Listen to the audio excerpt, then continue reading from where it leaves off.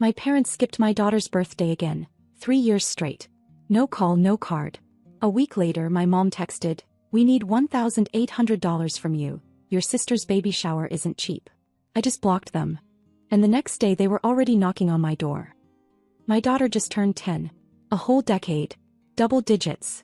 She's at that age where she still wants themed cupcakes and glittery invitations and insists on dressing up her stuffed animals for the party. She wanted a butterfly garden cake and a scavenger hunt, so that's what I gave her. We decorated the living room together the night before. He kept asking if the lights were sparkly enough. Her dad, my ex, couldn't come, but he called. Sent her a gift too.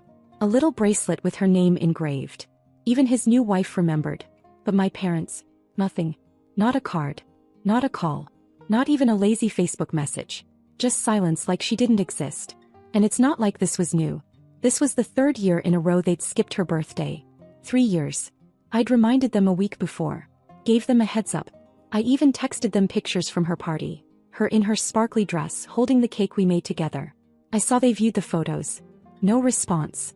It's not like they were out of the country. Not sick. Not dealing with a crisis.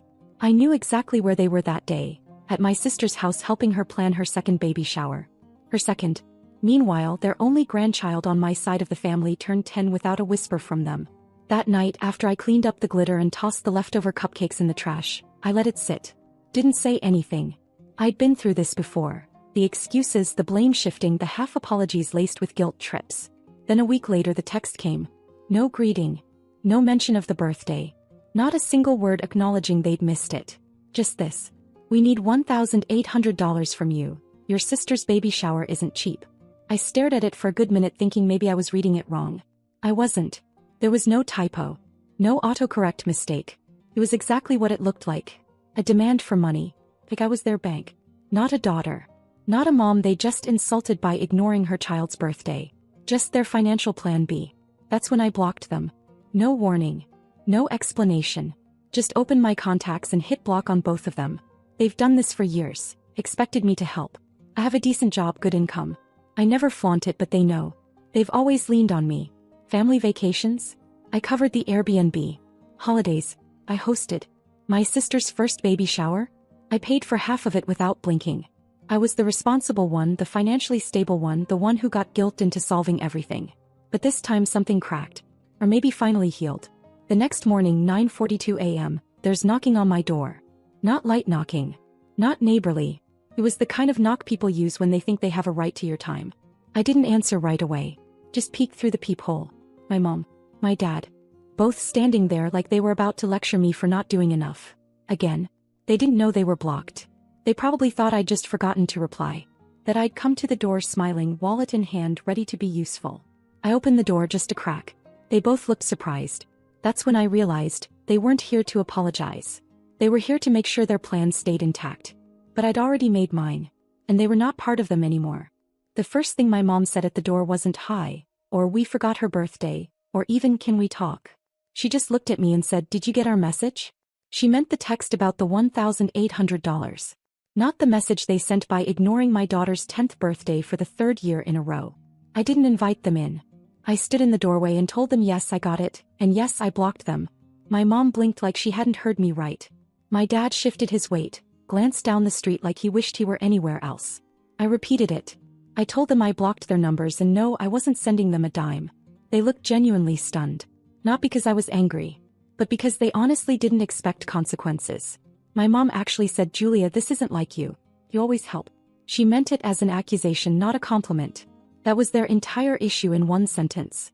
They counted on me being the one who always says yes, always picks up the slack, always swipes my card while they call it family support. They've leaned on me since I was 22. When my sister got pregnant the first time, I was the one who helped her set up her apartment, bought the crib, helped pay for her hospital bills when her boyfriend disappeared. When my parents had a plumbing disaster, I paid.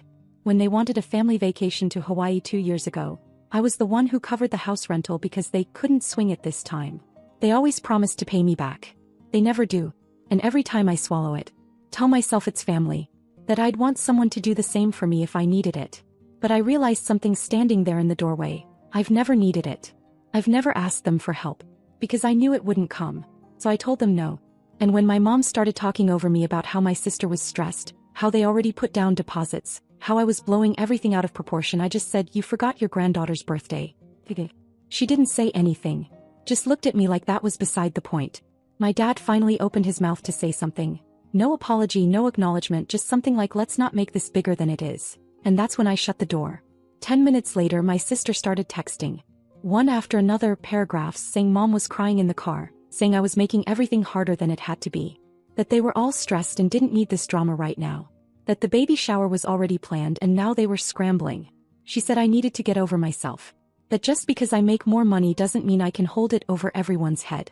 She finished it with, "It's not always about you, Julia." And that's what actually made me laugh. Because it's never about me. It's about what I can do for them. What I can pay for. What I can fix. I didn't reply.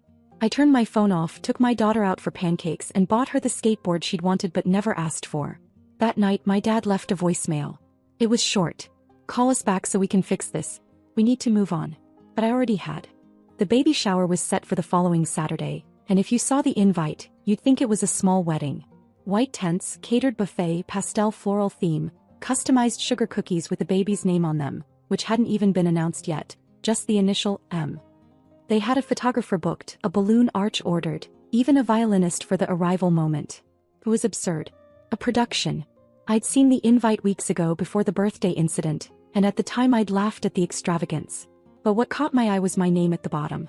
Hosted by Jessica's family, Julia, big sister, and friends. I never agreed to that. I never offered to pay for anything. But it didn't matter. They always assumed. Because for years I'd been the one they could count on. Or more accurately, the one they used. After I blocked them, I didn't say a word to anyone. No dramatic messages. No long emails. I just went quiet. And let the plans unravel on their own. By Tuesday things started to shift. I didn't hear from my mom or dad directly, but I got a Venmo request from my sister for $600, labeled shower catering final deposit. I declined it. Twice. On the third time she added a note. "We really need this, Julia. You said you'd help." I never said that. Not once. But they've rewritten stories so many times they actually believe them. On Wednesday a new number texted me. A catering company. They asked if I had another card to provide, since the one they had on file had been declined, and the deposit deadline was that night. That's how I found out they tried to use my old card again. The one I gave them 2 years ago to help them book a hotel for a family trip. I hadn't realized it was still saved somewhere. I called the bank immediately. Reported it, canceled the card, requested a new one. When the woman on the phone asked if it was fraud, I hesitated, then said yes. Because honestly that's what it was.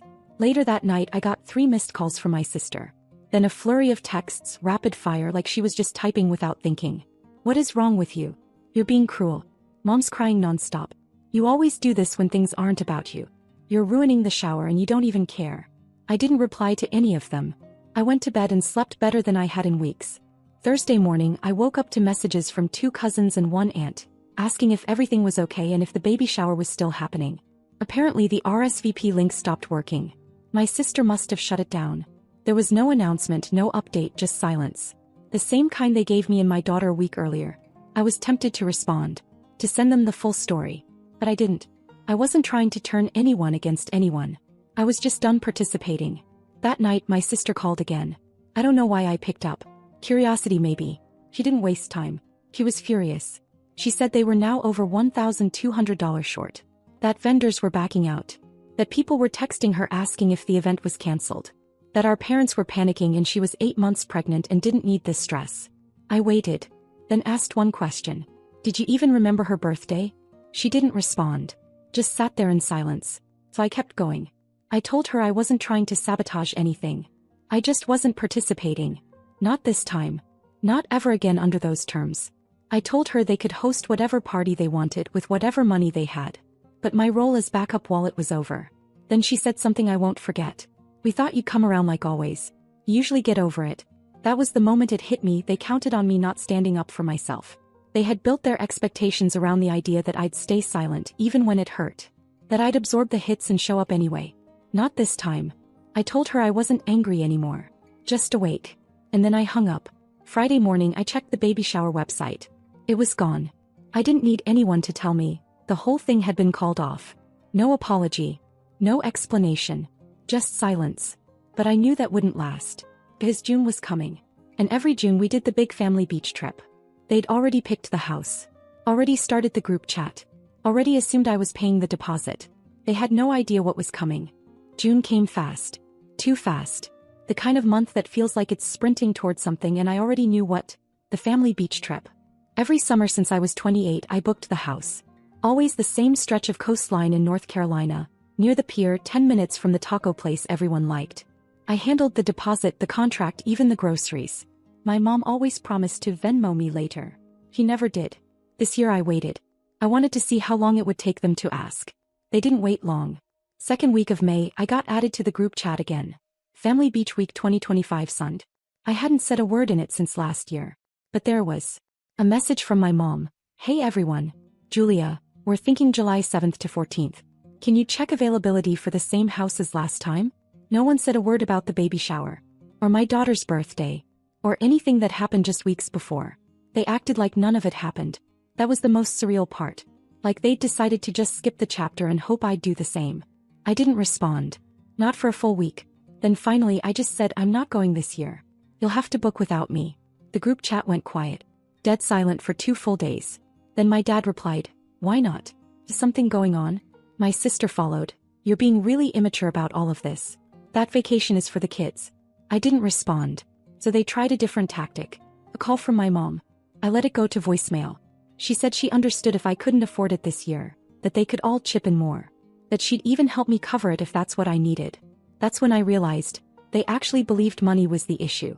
Not years of being ignored, used, left out unless I was useful. That voicemail made me angrier than anything. Because they still didn't get it. So I replied in the chat, it's not about money. It's about finally being tired of being the one you all only call when you need something. After that, the messages slowed down. I figured maybe they'd finally get the hint. Until the email came.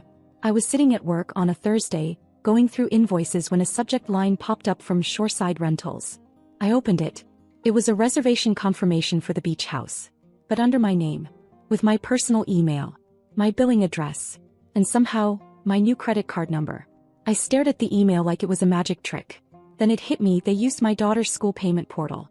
I'd recently helped set up an automatic donation for a fundraiser, and I'd used my new card. The school had an online platform connected to a shared family account I had originally set up for emergencies years ago, and I never unlinked my info. It was still visible to anyone with access. And they had access. They used it. I called the rental company immediately. Told them it was unauthorized. Thankfully, the deposit hadn't processed yet. I canceled the booking. Then called the bank again. New card issued. I didn't say anything to my family. I just removed myself from the group chat. Deleted the app. But apparently they figured it out quickly. Saturday morning my sister showed up at my door. Unannounced. She was holding her baby. She looked exhausted. I almost didn't open the door, but something in me softened. She asked if she could come in. I let her. She sat down on the couch and didn't say anything for a full minute. Then finally, I didn't know they did that with your card. I swear to God I didn't know. He sounded tired. Like she'd fought with them before coming over. Then she said something I didn't expect. They think you're punishing the whole family. But honestly, I think you're finally just protecting yourself. He started crying.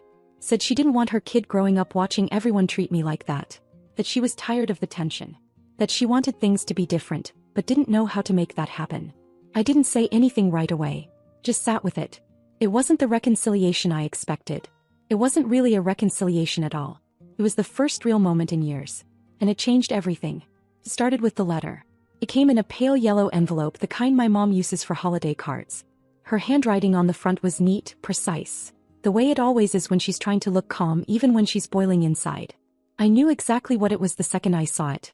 Inside were 3 pages, all front and back, filled with the kind of carefully curated guilt only a mother can craft. The first paragraph was all about how she missed me.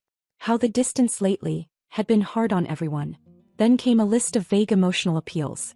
That family is all we have, that I'm teaching my daughter resentment, that my father's been so hurt by the way things unfolded. Then she pivoted. Page 2 opened with, we never expected you to cover everything forever, but you never once said no before, so how are we supposed to know you felt this way? She wrote that I had a coldness lately she didn't recognize. That she always admired my strength, but lately it had turned into bitterness. She accused me of becoming distant and ungrateful. That I've enjoyed my success but forgotten the people who helped get you there. Which was interesting considering I paid my own way through college, worked 2 jobs and never once borrowed money from them. But okay. And then this gem in perfect underlined penmanship. You have obligations, Julia. Not just opportunities. That's when I realized what the letter really was. It wasn't a peace offering. It was a reminder. A subtle, eloquent attempt to put me back in my role. The family fixer, the reliable one, the giver. I didn't write back. I didn't even text. I folded it and put it in my filing cabinet, right next to the expired tax documents and my divorce papers. 2 days later my dad called. I didn't pick up. His voicemail was short but heavy with condescension. Said he didn't raise a selfish daughter. That he didn't understand where all this was coming from. That my sister needed me. That the whole family was talking. That part made me pause. Because it wasn't just them anymore. Apparently my mom had gone on a quiet campaign. She'd reached out to relatives, dropped hints, played the victim. And now, aunts and cousins I hadn't heard from in years were suddenly resurfacing. My cousin Mark messaged me out of nowhere, saying he'd heard I was going through something. Another cousin, the one who always shows up late to everything, sent me a link to some article about the importance of forgiveness in families. Forgiveness? For what? I didn't scream. I didn't cut anyone off with theatrics. I just said no, clearly and calmly for the first time in a decade. And apparently that was more offensive than anything else I could have done. Then came the kicker. My aunt, the only one who ever seemed neutral in all this, called me. And she didn't even pretend to be neutral this time. She said, I just want to let you know your mom's been really torn up. She didn't mean to make you feel taken advantage of. But you have to understand she's under pressure too. There's still a baby in the picture. And now with the beach trip falling apart, I cut her off. Asked if she even knew they tried to use my credit card again. She went quiet. Then she said something that made my stomach twist. Well, you've always made more than the rest of us, Julia. I think maybe they just assumed you didn't mind helping out. There was the root of it all. Because I'd worked hard, built a stable life, and learned how to be independent, I was now expected to carry everyone. And not just carry, do it with a smile. And if I didn't, I was selfish, cold, not the Julia they used to know. They didn't want to fix anything. They wanted to remind me who I used to be, and punish me for outgrowing her. That night, my sister sent a photo in a private message. Just her baby sleeping. No caption. No apology. No context. I stared at it for a long time. I didn't respond. But I felt something shift again. Not anger. Not guilt. Just sadness. Because this wasn't going to get better on its own. And I knew what was coming. I just didn't know how soon. It was a quiet Sunday, one of those slow afternoons where the sun feels softer and time stretches in a good way. My daughter and I were in the backyard painting an old bench we dragged home from a garage sale. She chose a bright teal color and was covered in smudges from head to toe. I didn't even care that the brush strokes were uneven or that she was wearing her good leggings. She was laughing and I was relaxed. That was rare. Then the gate creaked open. Not the doorbell. Not a knock on the front door. The side gate. I turned around and there they were, my sister, her fiancé, and the baby in a carrier on his chest. She was holding a paper bag and he had a folded blanket under his arm. They looked hesitant, like they weren't sure if I'd send them away. I didn't say anything. Just waited. She asked if they could sit. I gave a small nod and stepped aside. They laid the blanket down on the grass. My daughter didn't say anything either. She just kept painting, eyeing them out of the corner of her eye like she was trying to decide if this was a trick. My sister sat across from me and pulled out 2 sandwiches wrapped in wax paper. She handed one to me and the other to my daughter along with a lemonade. Then she said, I remembered she doesn't like the strawberry kind. That detail hit harder than it should have. Because it meant she'd been paying attention. And for a long time it never felt like anyone was. She didn't launch into apologies. She didn't bring up the fight, the cancelled shower, the card fraud, or the group chat. She just said, I don't want to keep going like this. I don't want the baby growing up thinking this is how sisters work. She told me she'd been watching our parents lately. Really watching. How they handled things. How they shifted blame. How they expected me to fund things they couldn't afford, without ever asking themselves if they should even be planning them in the first place. Then she said she told them she was done participating in that system. She told them I didn't owe anyone $1. And until they apologized to me directly, no deflection, no excuses, they weren't going to hear from her either. I didn't know what to say. I didn't expect any of it. Not from her. Then she looked at my daughter and asked if she wanted to hold the baby. There was a pause. A quiet one. Then my daughter stood up, hands still covered in dried teal paint, and reached out carefully. She held her baby cousin like something sacred. For a few minutes no one spoke. We just sat there, 4 adults and 2 kids, on a blanket in the backyard like none of the last few months had happened. And for once the silence didn't feel like tension. It felt like air finally being let into a closed room. Eventually I asked her why she came now. She shrugged and said, because you stopped pretending. And that gave me permission to stop too. It wasn't dramatic. There were no tearful embraces or sudden healing. It was more like a pressure release. A moment of honesty in a family that had been avoiding it for years. Before she left, she said she didn't expect everything to be fixed. But she wanted something real. Something that didn't require anyone pretending anymore. I told her I was open to that. Later that evening, I found a short email from my mom. Just one sentence. "I think we need to talk." I didn't reply. Not yet. But I smiled. Because now, finally, it's going to be on my terms. The final update. It's been almost 3 months since that day in the backyard, and if you told me back in April that I'd be texting my mom again, voluntarily, I wouldn't have believed you. But here we are. It started slow. After my sister's visit, I waited a week before replying to my mom's email. I kept it short. I told her I was open to a real conversation, but only if it wasn't going to be about guilt, manipulation, or what I owed. I said I wasn't interested in rehashing the past unless it was to acknowledge it honestly. And if that wasn't something she could do, it was better to leave things where they were. To my surprise, she agreed. She asked if she could come over for coffee, just her, no dad. And when she showed up, she brought a notebook. She'd written down things she wanted to say because she said she knew she had a tendency to get defensive when things got uncomfortable. That part alone was huge. She actually apologized. No qualifiers. No "if you felt that way" language. She said she was wrong. That they'd taken advantage of me. That she didn't realize how much I'd been carrying, and how invisible I'd been made to feel. She even admitted they'd leaned on me financially because I was the safe one. And they never stopped to ask how that felt for me because they assumed I'd always be there. She asked what she could do now. What it would take to rebuild. Not for appearances, not for holidays, but for something better. I told her the truth. I said I wanted boundaries respected. I wanted emotional support to go both ways.